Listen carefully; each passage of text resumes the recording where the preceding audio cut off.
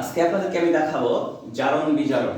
এটা হচ্ছে রসায়ন দ্বিতীয় পত্রের তৃতীয় অধ্যায়ের সবচেয়ে গুরুত্বপূর্ণ অংশ এবং এটা দ্বিতীয় অংশটা, তৃতীয় অধ্যায়ের দ্বিতীয় অংশটা।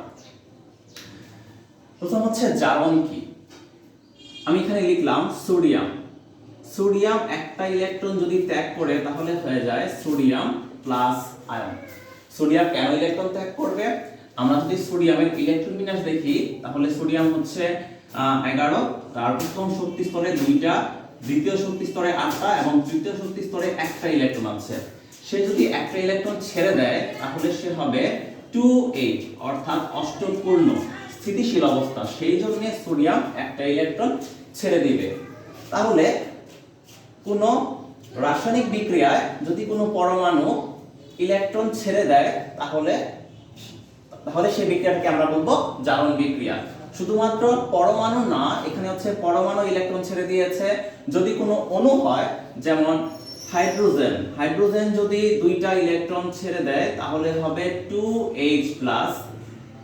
এই ক্ষেত্রেও হাইড্রোজেনের জারণ হয়েছে। আমি যদি কোনো আয়ন নেই, Sn2+ নিলাম, Sn2+ যদি 2টা ইলেকট্রন ছেড়ে দেয় তাহলে হবে Sn4+। অর্থাৎ যে রাসায়নিক বিক্রিয়ায় কোনো পরমাণু, অণু বা আয়ন ইলেকট্রন ত্যাগ করবে তাকে জারণ বিক্রিয়া বলা হয়। এখানে সোডিয়ামের জারণ অবস্থা হচ্ছে সোডিয়াম প্লাস, হাইড্রোজেনের জারণ অবস্থা হচ্ছে হাইড্রোজেন প্লাস এবং Sn2+ এর জারণ অবস্থা হচ্ছে Sn4+। এবার আসি বিজারক কি। যেই পদার্থটা ইলেকট্রন বর্জন করে নিজে জারিত হয় কিন্তু অপর পদার্থকে বিজারিত করে তাকে বিজারক বলে। আমরা একটু ব্যাপারটা দেখি। তাহলে বিজারক কি? বিজারক হচ্ছে আমি যদি বটা দিয়ে মনে রাখি তাহলে ব হচ্ছে বর্জন। কি বর্জন করবে? ইলেকট্রন বর্জন করবে। ইলেকট্রন বর্জন করার ফলে কি হবে? তার নিজের কি হবে? নিজের জারণ হবে। আমরা দেখেছি এখানে ইলেকট্রন বর্জনের ফলে সোডিয়ামের কি হয়েছিল? জারণ হয়েছিল। তারপরে আমরা যদি ব দিয়ে একটা ব্যাপার খেয়াল করি তাহলে হচ্ছে বৃদ্ধি। কিসের বৃদ্ধি হবে? জারণ সংখ্যা বৃদ্ধি হবে। আমরা এখানে একটু দেখি, সোডিয়ামের জারণ সংখ্যা হচ্ছে এখানে 0। কেন? মুক্ত পরমাণুর বা মুক্ত মৌলের জারণ সংখ্যা 0 হয়। এখানে সোডিয়ামের জারণ সংখ্যা হচ্ছে +1, জারণ সংখ্যা বৃদ্ধি পেয়েছে। আমি বৃদ্ধি বলতে পজিটিভ বৃদ্ধি বোঝাচ্ছি, অর্থাৎ ধনাত্মক বৃদ্ধি। 0 থেকে +1 হয়েছে, জারণ সংখ্যা বৃদ্ধি পেয়েছে। এখানে Sn2+ এর জারণ সংখ্যা হচ্ছে +2 থেকে বৃদ্ধি পেয়ে হয়েছে +4।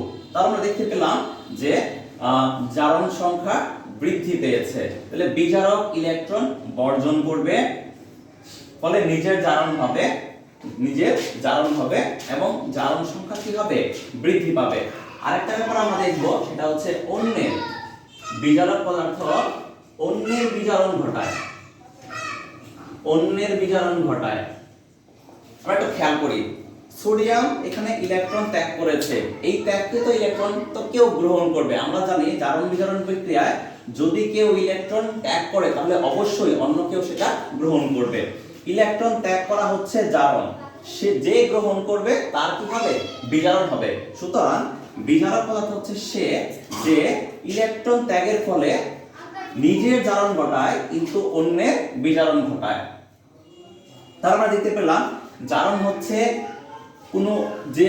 যেই পরমাণু, অণু বা আয়ন ইলেকট্রন ত্যাগ করবে। অপরদিকে বিজারক হচ্ছে সেই পদার্থটা যে ইলেকট্রন বর্জন করে। তাহলে এই সোডিয়াম এর এখানে বর্জন হয়েছে এবং সোডিয়াম হচ্ছে এখানে বিজারক। সোডিয়ামের জারণ হয়েছে এবং সোডিয়াম হচ্ছে বিজারক। এই সোডিয়াম থেকে সোডিয়াম প্লাস, এটা হচ্ছে সোডিয়ামের জারণ অবস্থা এবং সোডিয়াম হচ্ছে বিজারক। সুতরাং আমরা মনে রাখবো জারণ হচ্ছে কোনো পরমাণু, অণু বা আয়ন যে ইলেকট্রন ত্যাগ করে, আর যে ত্যাগ করে তাকে বলা হয় বিজারক। অর্থাৎ যেই পদার্থ ইলেকট্রন বর্জন করে নিজে জারিত হবে, নিজে জারিত হচ্ছে মানে হচ্ছে নিজে ইলেকট্রন ত্যাগ করা হচ্ছে জারণ।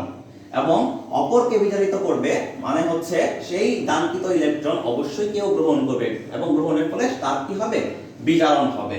এবং মনে রাখার জন্য আমরা বটা মনে রাখবো, বতে বর্জন, ইলেকট্রন যদি বর্জন হয় তাহলে তার নিজের জারণ হয়, অর্থাৎ বিজারক পদার্থ ইলেকট্রন বর্জন করবে, ইলেকট্রন দাতা। বলতে আমরা বৃদ্ধি যদি মনে রাখি তাহলে জারণ সংখ্যা বৃদ্ধি পাবে, এখানে জারণ সংখ্যা বৃদ্ধি পেয়েছে। এবং বিজারক অন্যের বিজারণ ঘটায়, অর্থাৎ এই দানকৃত ইলেকট্রনটা অবশ্যই অন্য কেউ গ্রহণ করবে।